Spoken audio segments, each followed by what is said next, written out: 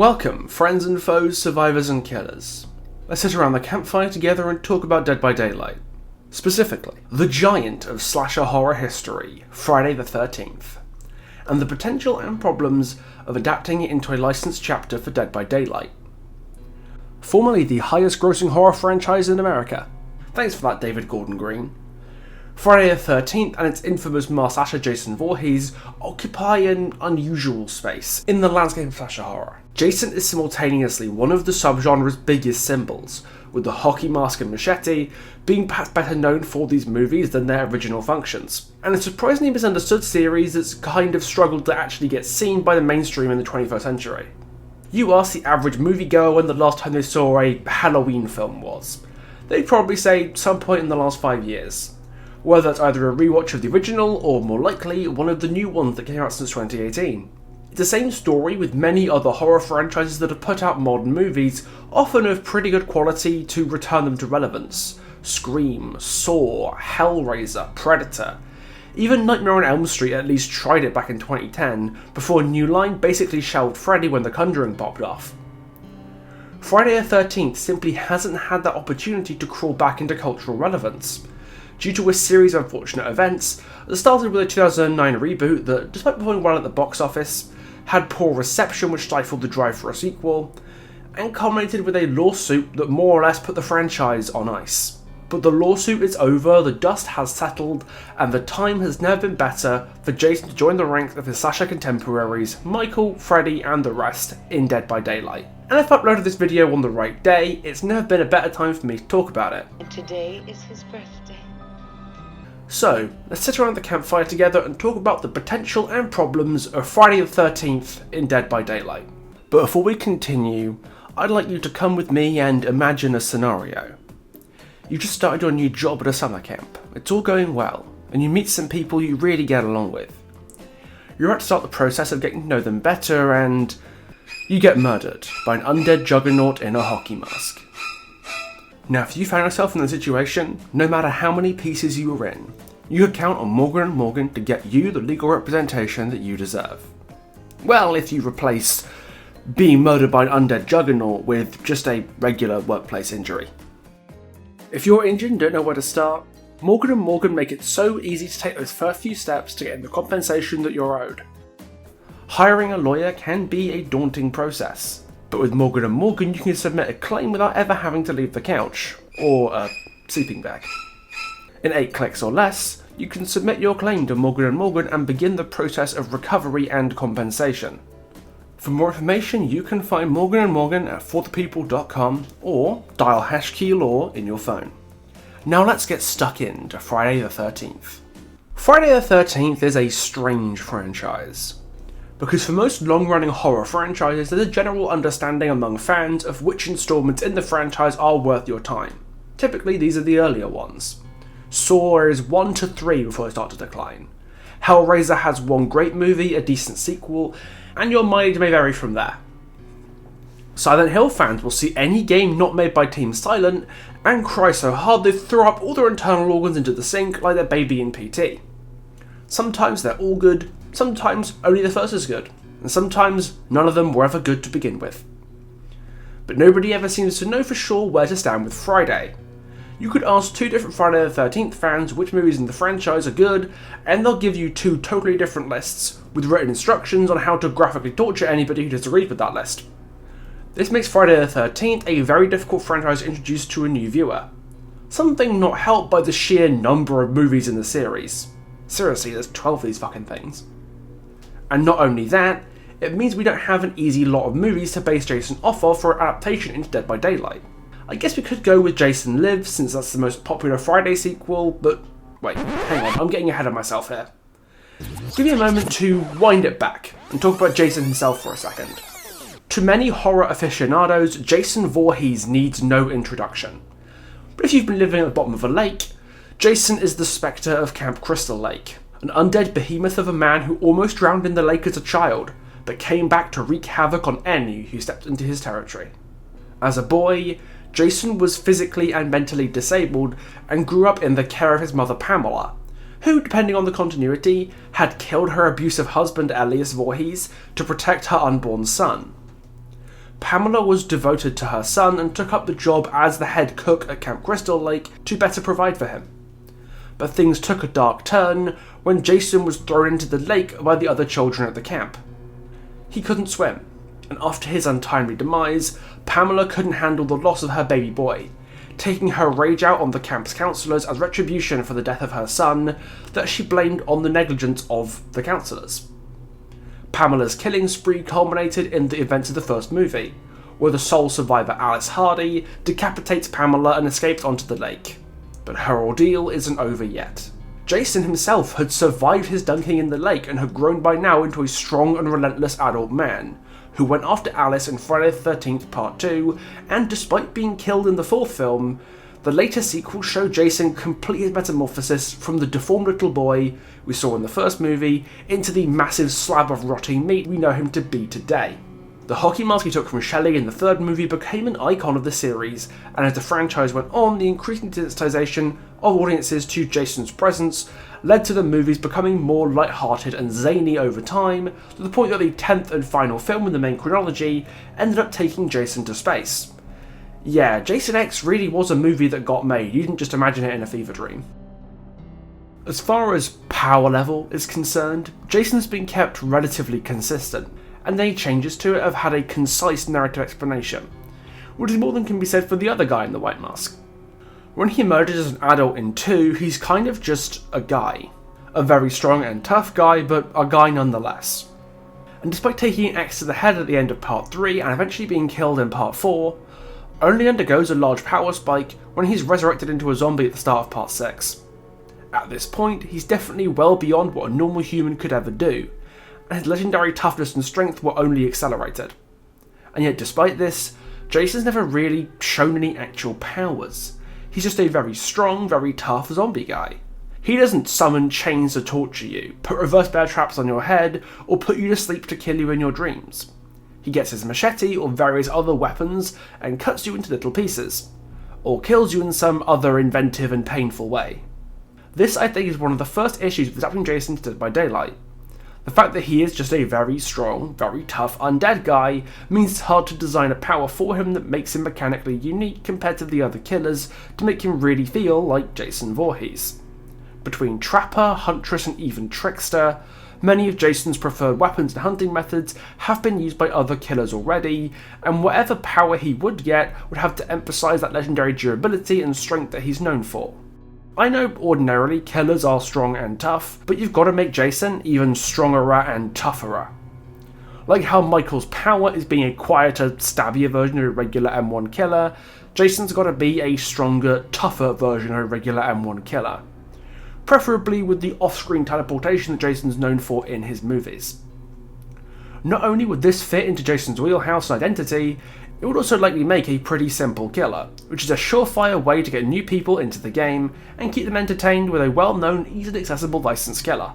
While making a power that's just tough, strong guy is pretty challenging, there are a couple of important factors to bear in mind that allow us to channel the essence of Jason in other ways. To let this tough, strong guy not just be tough, strong guy, but be our tough, strong guy. Or more accurately, Mama's big, strong boy. Because one thing about Jason that we absolutely cannot forget is his love for his mother Pamela, which persisted long after her death. Pamela loved Jason, and it was Jason's love for her too that pushed him to survive in the wilderness around Camp Crystal Lake for years, living in his shack in the forest as he believed his mother to be dead and fended for himself into adulthood. When he discovers his mother's death at Alice's hands, he killed her with an ice pick and set about the business of revenge, continuing her spree of slaughter all over again and taking his mother's head into his shack so she could watch over him forever. Jason's devotion to his mother is probably his most recurring trait that isn't murdering, and it was his rage at his mother's death that originally drove him to action and turned him into the butcher of Camp Crystal Lake in the first place.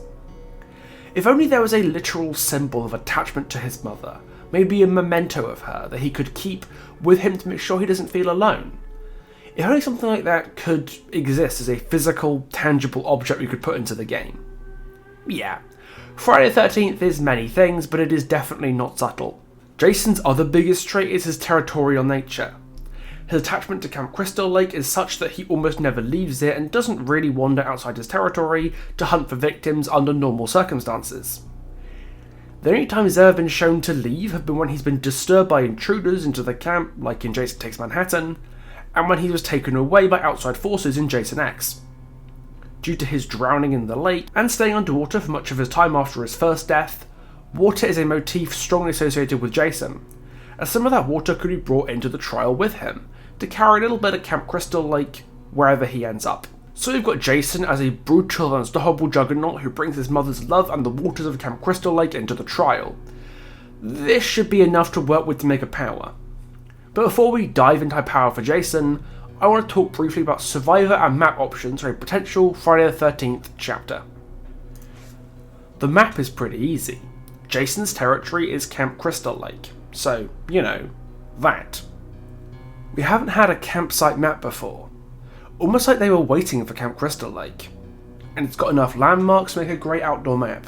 The cabins, Jason's shack, the dock, and the lake itself. There's so much you could do to bring the iconic location to life. As for survivor options, that's a little bit harder to get right. And to understand why, we've got to look a little more at what was stopping Jason from getting into DVD, and what killed Friday the 13th's development. The lawsuit between Friday the 13th's director Sean Cunningham and Friday the 13th's writer Victor Miller over control and ownership of the franchise. Starting in 2018, the legal battle caused development on all Friday the 13th products to cease, and it only got resolved towards the very end of 2021 and the start of 2022. The lawsuit ended with the rights for the franchise ownership reverting to Victor Miller, but only permitted him to use specific elements of the franchise in very particular ways. While Miller does have the rights to use any element established in the original movie, like Pamela, Jason, and Camp Crystal Lake, he can't use any elements that were established in the sequels. For example, Jason is a giant undead butcher in a hockey mask, and can only distribute any movies he makes in that franchise in the US. If he wanted to cover elements that originated in the sequels, Miller and Cunningham would have to come to an agreement to use them together. At least, that's how it appeared for a while. But a recent announcement by Brian Fuller, the former showrunner for Hannibal, alongside A24 and Peacock, has confirmed the production of Crystal Lake, a TV series based on Friday the 13th to tell the story of Jason and Pamela, and, according to Fuller, Crystal Lake can use whatever it wants. In Fuller's words, A24 and Mark Toberoff, who is Victor Miller's lawyer, have beautifully and excruciatingly assembled all of the Friday the 13th rights. As a streaming series, we have the rights to do everything underneath the Friday the 13th umbrella. The movie rights are a completely different thing. Those are tangled up at New Line, are super messy, and probably won't be untangled anytime soon. But as far as us chickens in the television industry, roost, we have access to anything and everything Friday the 13th has done up until this point. If Miller's restrictions apply only to the movie rights to Jason and Friday the 13th, then video games logically shouldn't be affected either, meaning both obstacles to Jason arriving in Dead by Daylight have crumbled in the last 18 months. The lawsuit between Miller and Cunningham killed Friday the 13th the game, a title which used to be DBD's main competitor, and now the video game rights for Jason are united under Miller and up for grabs. Jason could be coming any minute now, and by the time this video is out, he could be on the way to the PTB. With this in mind, I don't know how much of the franchise Miller would be able to use in a potential chapter of Friday the 13th. Obviously, he could use Alice, the final girl of the first movie, but what about Tommy Jarvis, who first appears in the fourth movie, only to return in several of the sequels as Jason's only persistent nemesis and Jason's original killer? In many ways, Tommy is a noble mirror to Jason. Both were traumatized young boys, whose childhood tragedies led them to acts of violence. But while Jason's grew from his ostracization due to his disabilities and extreme codependence on his mother, Tommy's suffering was first at the hands of Jason, and then Roy Burns masquerading as Jason, because the filmmakers were trying to set up Tommy as the new Jason before switching tactics and choosing to just zombify the original one instead. As not only the person who first killed Jason, but who also brought him back to life entirely by accident, Tommy feels kind of responsible for Jason's rampages and ends up putting the persistent nightmare in the ground not once, but twice, and is never actually killed by Jason, a rare honour for a character in this franchise. Tommy is a legend of Friday the 13th history, and if we get the rights to him as a survivor to appear alongside Jason, it's the best possible representation I think the franchise could give us. But why stop there? Friday the 13th has so many characters throughout the years, many of whom are pretty distinctive, and there's no reason we couldn't have more legendary cosmetics, or perhaps just clothing swaps for existing survivors. Tommy deserves his own character, of course, but why not Alice or Shelley or any of the franchise's other alumni? Although maybe not Chad, Gun Media can keep him. And when it comes to skins, who can forget the main man himself? Jason's redesigned to some degree in every single movie, and we got to see each iteration of Jason in his original game. So if the rights permitted it, there's an endless wealth of potential skins to draw upon. Yes, we could even get Jason X, because even Space Jason is better than no Jason. Just about. Friday the 13th has so much to offer Dead by Daylight, and it would really surprise me if Makote and those funny Canadians over there at Behaviour hadn't already at least tried to start conversations with Miller and his lawyers to get Jason into Dead by Daylight. But what could he look like? Well, it should be useful right now if an intelligent, creative, perceptive and dare I say rather dashing YouTubesman had prepared a power and add-on list for Jason for just this eventuality. And I guess, well, wait for this guy, here's one I made earlier. Introducing the new killer, the Revenant, with his power, Kill for Mother. Kill for Mother has 3 parts, 1 main power, Fury of the Drowned, and 2 supporting mini powers. It came from beneath the lake and Pamela's head. Let's start with Fury of the Drowned. Jason has a Fury meter that caps out at 60 Fury. Jason gains Fury from performing the following actions: taking a health state from a survivor, downing the survivor from healthy, or breaking a pallet or breakable wall, or stuffing a boon totem. At 60 Fury, Jason can use the activability button to activate Fury of the Drowned for 75 seconds. When Fury of the Drowned is active, Jason's lunge range extends to 50%, and when it's active, Jason can recast it to spend a quarter of his remaining Fury of the Drowned timer to rampage for 1 second, where he swipes with his free hand, kind of like a block, to instantly break the first pallet or breakable wall he runs into during Rampage. If Jason is pallet stunned during Rampage, the pallet that stunned him will instantly break, but he'll be stunned as normal. Think of it like Killer Dead Hard with pallet stuns. But being Man with Machete does not a full power make, so let's talk about It Came from Beneath the Lake. At any time, Jason can expend 10 Fury to slice the palm of his hand with his machete, and the blood will pool with the water to create a pool. Jason can teleport from one pool to another, removing the one he came from, and revealing any survivors within 12 meters of the destination pool through Killer Instinct if no survivors can draw line of sight to that pool. There can be a maximum of 6 pools in the map at any one time. Pamela's head is a deployable item that spawns in the middle of all 4 survivors when the trial begins. Fury of the Drowned passively accumulates at a rate of 0.5 Fury per second, within 18 meters of Pamela's head. Additionally, Fury gained from Jason's actions is increased by 20%, and Fury expenditure to deploy a pool is reduced by 50% when within the radius. Jason can always see the aura of Pamela's head. Survivors can pick up Pamela's head and can drop it in a different location at any time. While Pamela's head is being carried, its buffs to Jason persist at half strength if he's in the area. Survivors carrying Pamela's head are incapacitated and exposed for as long as they are carrying it, and if Jason downs them, he will instantly reach maximum fury. When a survivor carrying Pamela's head is put into the dying state, or Jason interacts with it on the ground, it will reposition itself in the middle point between all remaining survivors in the trial, or between Jason and the survivor if only one remains. And here's the add-on list I've come up with as well. Yeah, I know many of these are just Jason's weapons throughout the years, but you try finding other objects that are important to Jason.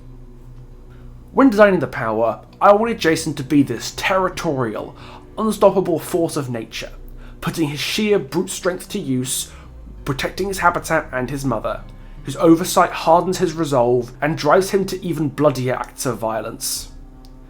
This is the best I could do with these design elements to make Jason this simple, brutally effective, blunt instrument of murder that makes him feel distinct from the rest of the cast. Friday the 13th is a very interesting franchise with a lot of pretty unique charms, even if it isn't my cup of tea all the time. Some horror franchises value subversive twists like Saw, step into taboo themes like sexual deviancy in Hellraiser, or just project an image of a thoroughly miserable world like Hostel. Friday the 13th is quite different. It doesn't feel the need to wrap itself in the pretenses of sophistication because it knows it's just a good time. You don't watch Friday the 13th to be waylaid by questions of love, morality, and the meaning of life. You watch it because it's fun and wacky, and our strong and silent antagonist Jason is the perfect tour guide into this world where the consequences of characters' actions don't really matter to us. Jason is the only person in Friday the 13th's world of plasticine. Everyone else is just malleable bags of stuff for Jason to rip apart for simply being in his way that we aren't meant to care enough about to mourn. There's a level of purity in that. By rejecting all the greater questions and sticking to a simple story helmed by a simple character, Friday the 13th is a franchise that revels in the sheer amount of dumb fun it can be. Isn't that something that Dead by Daylight really needs right now? There's so much antipathy in this community towards each other, towards the developers, and towards the game itself. And much of the fun we used to have has been lost in the hurricane of drama and entitlement. We need something to refresh us after this strange period in the game's history. We kinda need Friday the 13th. And if you ask me, Jason's arrival into the fog isn't a question of if, but rather of when. Well, I hope you enjoyed this video on Friday the 13th. I wanted to get it out today because tomorrow it looks like we might be getting a PTV for the next original chapter, and it looks really, really exciting. If you want to catch it and many more exciting videos and updates, then do be sure to subscribe and the little notification bell so that you don't miss the next upload. Special thanks as always to the patrons to help keep this channel running, they are absolute heroes, and if you want to join our early access gang and get other exciting perks like access to exclusive Discord chat, then by all means, you can check out the link in the description and become a patron of the channel. And greater thanks to Morgan and Morgan for their continued support as well. If you want to, you can check them out using the links in the description or in the pinned comment, so that's there as well. A such a video is going to happen, don't know how long it's going to be because there's a lot of stuff happening, but it will happen at some point, and I guess until the new chapter comes out, I'll see you then. Ta-ta for now.